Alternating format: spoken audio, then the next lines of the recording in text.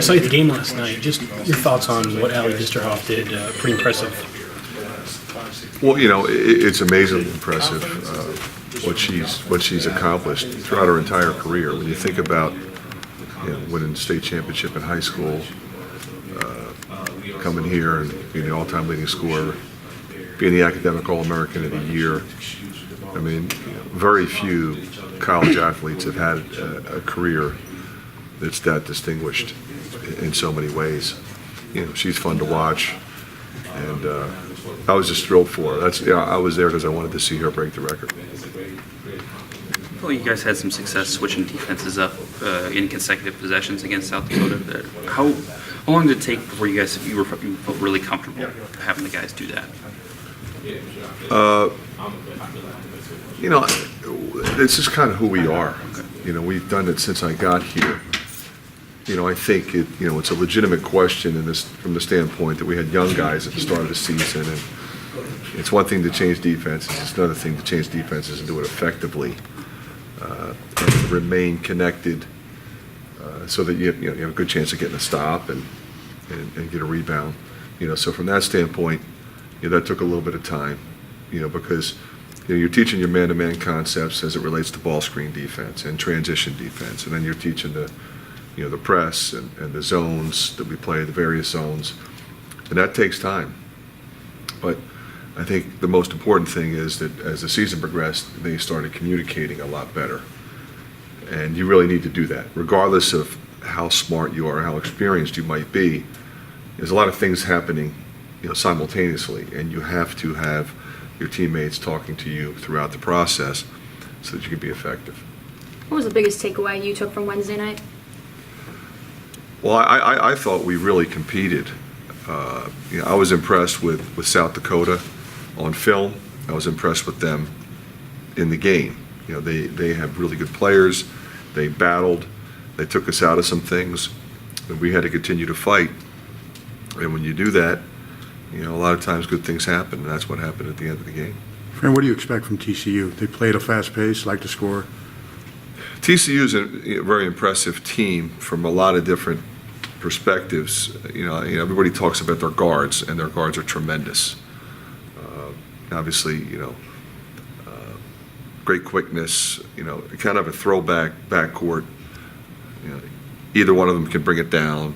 Any one of them can shoot threes. Any one of them can drive, play in ball screens, play fast. Grind it. You look at their assist numbers. The two of them is fabulous. But then, the front court guys can play too. Williams has really been impressive. They got a shot blocker in the middle who can score. They've got some depth. They got guys coming off the bench who can score. Obviously, I know Jamie well. I've coached against him before. We watched him at Pitt all those years. One of the better coaches in college basketball, for sure. And he's got them playing at a very high level. They move the ball. They have a lot of weapons, yet they really share the basketball, and I think that's been the most impressive thing to me. When you look at Jordan, he's always had great basketball IQ. He can really shoot. But learning to play the point guard role at this level requires a lot of nuance, and he seems to have, continuously gotten better. Was there a point in the season where you felt like he went from really learning to kind of getting it and progressing? I thought, to be honest with you, that happened a long time ago. In the summertime, I knew he was going to be really good. I didn't know if he would earn a starting position. And, Christian was playing really well at the time. Christian started the season as our starter. But, scrimmage game, exhibition game, Jordan was really good. And then I thought he was, exceptionally good, down in Florida, and just kept getting better. And then, once we moved into the starting lineup, he's been good ever since. So I didn't really see a big difference since then. I thought he was great against Notre Dame, first game he started. And, pretty much handled everything we threw at him after that. Tyler had mentioned that he's sort of an extension of you on the floor in switching those defenses I mentioned earlier. How good is it to be able to rely on him to do that so quickly? Well, we pretty much, I don't know if I would rely on any particular person. It's kind of a collective situation.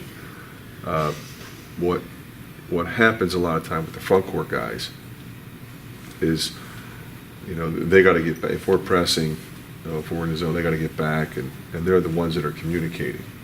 They're the ones that are communicating the ball screens, because the ball screens are coming up behind the guards. So, it's critical that he communicate accurate information to those people. He's a talker, Cordell's a talker, Bear's a talker. We've been fortunate there. Obviously, I've always talked about Woodbury. He's one of the best ever at communicating that information. In the beginning, what you have is you have some young guys who aren't sure what to say, so they don't say anything. And sometimes that's better, rather than communicating the wrong information. So, as the season's progressed, all of those guys have really done a great job there.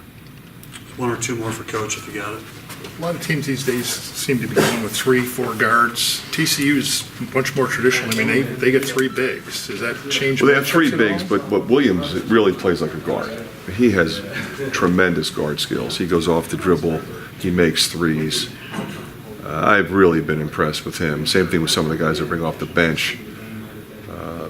So you're right. They do start a more traditional lineup, but it's still a team that spreads you out, that can drive and kick and make plays collectively, and then also make threes. 4-man makes threes too.